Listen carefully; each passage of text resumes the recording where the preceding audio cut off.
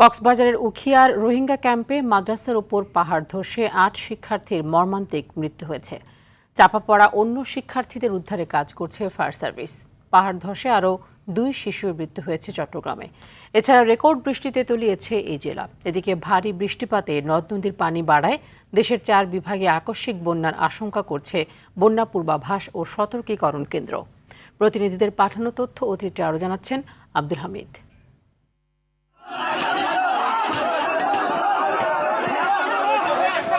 গত কয়েকদিনের ভারী বৃষ্টিপাতের প্রভাবে কক্সবাজারের উখিয়ার রোহিঙ্গা ক্যাম্পের মাদ্রাসার উপর পাহাড় ধসে শিক্ষার্থীদের মৃত্যুর ঘটনায় শোকের ছায়া নেমে এসেছে। চাপা পড়া অন্য শিক্ষার্থীদের উদ্ধারে অভিযান চালাচ্ছে ফায়ার সার্ভিস। চট্টগ্রাম নগরীর চশমা হিলের মেয়রগলি ও সীতাকুণ্ড উপজেলার জঙ্গল সলিমপুরে পাহাড় ধসের ঘটনায় ২ শিশুর মৃত্যু হয়েছে। পাহাড় ধসে রাঙামাটি চট্টগ্রাম ও খাগড়াছড়ি সাজেক সড়কে যান চলাচল বন্ধ আছে। মাইনী নদীতে বেড়েছে পানি, এতে আটকা পড়েছেন বহু পর্যটক। এদিকে ৪৩ বছরের রেকর্ড ভেঙে চট্টগ্রামে সর্বোচ্চ ৩৯৪ মিলিমিটার বৃষ্টিপাত হয়েছে। তলিয়ে গেছে মহানগরীর বিভিন্ন এলাকা। রেল লাইনে পানি জমায় বন্ধ রয়েছে ট্রেন চলাচল। দুর্যোগপূর্ণ আবহাওয়ার কারণে চট্টগ্রাম বোর্ডের এইচএসসি ও সমমানের পরীক্ষা স্থগিত করা হয়েছে। ক্লাস পরীক্ষা বন্ধ রয়েছে চট্টগ্রাম বিশ্ববিদ্যালয়ে।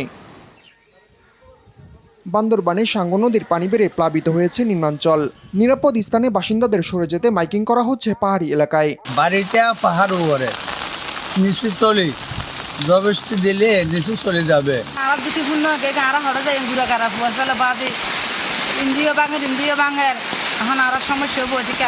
এখানে যারা ঝুঁকিতে আছে, ঝুঁকিপূর্ণ জায়গায় বসবাস করছে, তাদেরকে আমরা নিরাপদ স্থানে চলে যেতে বলছি। আমরা এখন আসলে সচেতনমূলকভাবে মাইকিং করছি। বরগুনায় বঙ্গোপসাগরে ট্রলারডুবির ঘটনায় ২ জেলে নিখোঁজ রয়েছেন। ভোলা, লক্ষ্মীপুর সহ ৬টি রুটে বন্ধ রয়েছে লঞ্চ চলাচল। মাছের ঘের পুকুর তলিয়ে বিপাকে পড়েছেন পটুয়াখালী ও রাঙামাটির বাসিন্দারা। ঝালকাঠিতে বেড়েছে সুগন্ধা, বিষকালী সহ অন্যান্য নদ নদীর পানি। পানি বাড়ায় ফেনীর মুহুরী, কহুয়া ও সিলোনিয়া নদীর বন্যা নিয়ন্ত্রণ বাঁধ ভেঙে বিস্তীর্ণ এলাকা প্লাবিত হওয়ার আশঙ্কা করা হচ্ছে। উজানে বৃষ্টিপাত হচ্ছে কিনা ত্রিপুরাতে, সেটাও আমরা মনিটরিংয়ে রাখছি। তো সেখানে বৃষ্টিপাত হচ্ছে, যেটা তথ্য এখন পর্যন্ত তথ্য, তো সেই জন্য আমাদের একটু অ্যালার্ট থাকতে হবে। এছাড়া বৈরী আবহাওয়ায় ৩ নম্বর সতর্কতা সংকেত বহাল রয়েছে চট্টগ্রাম, কক্সবাজার, মংলা ও পায়রা সমুদ্র বন্দরে। আব্দুল হামিদ, RTV।